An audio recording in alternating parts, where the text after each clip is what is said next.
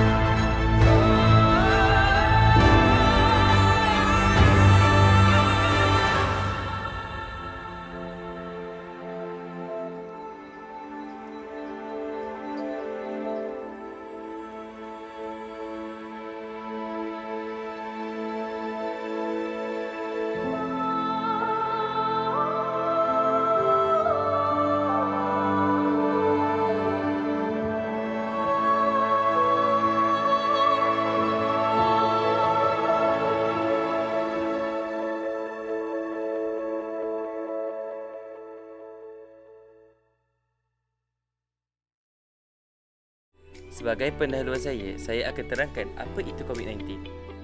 COVID-19 adalah penyakit wabak yang baru ditemui yang dinamakan sebagai coronavirus. Kes pertama yang dilaporkan adalah pada Disember tahun 2019 di Wuhan, China.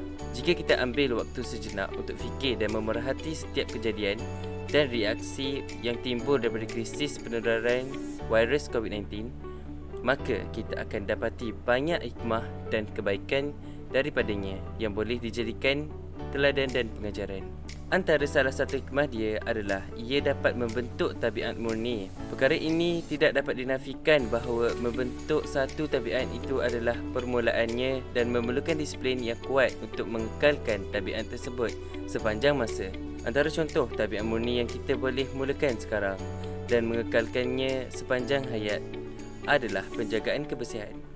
Sejak bermulanya krisis wabak ini, kita sangat digalakkan untuk meningkatkan tahap kebersihan diri kita ke tahap yang lebih baik. Selain itu, hikmah kedua adalah menyemai sifat ihsan.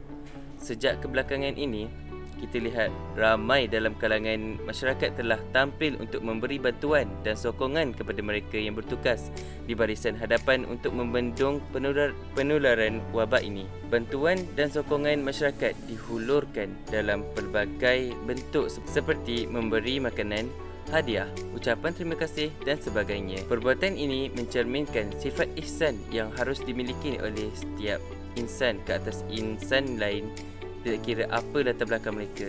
Sebelum saya bagi kepada rakan saya Faris Jalal berkata, hikmah yang ketiga dari saya ialah penyakit wabak ini membuatkan kita menjaga pemakanan dan aktiviti riadah kita.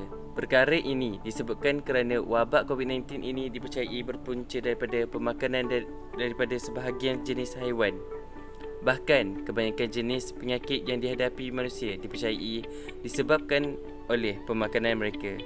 Justeru, inilah masanya untuk kita memperbaiki tabiat pemakanan kita. Mengawal diet dan pemakanan dapat membantu kesihatan kita. Hakikat ini amat jelas sekali dan telah pun diketahui umum. Namun, cabarannya adalah mendisiplinkan diri kita untuk mengambil makanan yang dapat mempertingkatkan kesihatan kita seperti sayur-sayuran, buah-buahan, makanan yang kurang kolesterol dan sebagainya. Hikmah seterusnya yang akan diterangkan ialah oleh saya. Antara hikmah yang boleh diterima adalah wabak ini memanfaatkan kita bersama keluarga.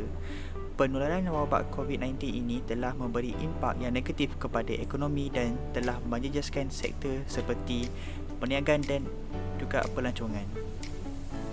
Akibatnya, ramai orang yang menghabiskan masa mereka di rumah, mereka memilih untuk keluar hanya jika ada keperluan penting sahaja. Disebabkan itu, tempat-tempat seperti pusat membeli belah dan lapangan terbang juga agak lengang daripada orang ramai ketika ini. Maka inilah masanya untuk kita memanfaatkan masa di rumah bersama keluarga dengan lebih bermakna. Sering kita mengadu tentang kekurangan masa untuk bersama keluarga sewaktu sibuk bekerja, maka apabila kita ada peluang seperti sekarang ini, maka ia tidak harus disia-siakan.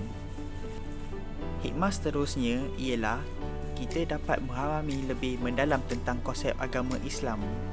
Segelintir anggota masyarakat Muslim mempunyai salah faham tentang beberapa pengajaran, ajaran dan konsep agama. Ini dapat dilihat ketika kita menghadapi krisis COVID-19 ini. Terdapat suara dalam kalangan masyarakat Muslim yang mendakwa bahawa berlakunya wabak virus ini adalah bala disebabkan balasan Allah SWT ke atas sesebuah kaum seperti kaum Cina. Ini adalah satu dakwaan yang salah dan harus diperbetulkan. Sebagai seorang Muslim dan beriman, kita percaya bahawa krisis ini adalah ujian yang Allah SWT berikan kepada hamba-hambanya. Hikmah kedua daripada saya adalah anjakan paridakma. Krisis COVID-19 ini menguatkan lagi kata yang membawa maksud satu-satunya perkara yang tidak akan berubah adalah perubahan. Ini membawa maksud bahawa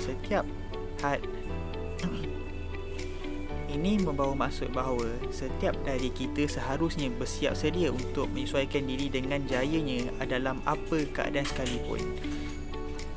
Persediaan terpenting adalah dari sudut mental, iaitu kebolehan mengalir atau melepasi batasan pemikiran atau perasaan demi untuk kebaikan diri dan masyarakat. Contohnya, mereka yang mungkin terjejas mata pencarian mereka akibat krisis ini harus bersikap positif dalam mengukir kemahiran baru demi kesejahteraan keluarga. Hikmah terakhir adalah takwa dan tawakal. Sejak timbulnya krisis wabak ini awal bulan lalu, banyak usaha, perubahan, inisiatif dan juga penyesuaian telah dilakukan. Kesemua ini adalah usaha-usaha yang harus kita lakukan demi membendung penularan yang lebih besar lagi. Namun, kita sebagai seorang mukmin, kita percaya bahawa usaha kita tidak sahaja membandai untuk mencapai apa yang kita hajatkan. Sebagai kesimpulan saya, kita harus mendidik diri kita supaya sentiasa berpandangan positif terhadap sesuatu perkara walaupun perkara itu adalah sesuatu yang negatif. Menghayati dan menghargai hikmah di sebalik krisis ini merupakan pendekatan yang harus kita ambil dalam usaha kita mengharumi cabaran krisis COVID-19. Meningkatkan kebersihan tangan dengan menggabungkan kempen kesedaran dengan pensanitasi tangan yang mudah didapati dan papan tanda yang menunjukkan penggunaan pensanitasi tangan adalah sesuatu yang biasa dan normal untuk dilakukan. Pesanan agar individu untuk tidak menyentuh muka adalah mungkin tidak mencukupi.